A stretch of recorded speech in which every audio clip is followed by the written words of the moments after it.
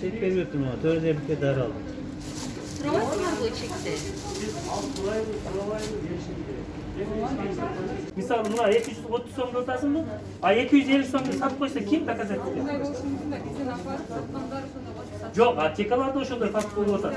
Buna shu 230 so'm, a men 250 so'mga sotdim-dag'i 30 so'mni olib o'tadi. Qara, berdi. Buna jigit olib o'tadi bunda 1470 so'mlik dori. Hech narsa yo'q. Jo'lla 1600 oldim degan chek berib o'tadi. Бұл екен, ККР'нің чегі екен, бұлардың өзі мұнықтың чектері болады, сол чектерді қолын көрсетеді. Көрсетіш керек та, бұл біліш керек та, қайсы бәрі қанша. Біліш керек. Негізінен бұл ойыншықтылы бізде постоянно күніге рейд жүріп күні olsa түсінбейді. Егер де мыйзам бұзушылық болған болса, тырыс шара көріледі. Мына 1674 сомдық. Просто чек шығып отыр. Сом. Бұның ішінде бұл қайсы дәрі қанша сом екенін біліш керек.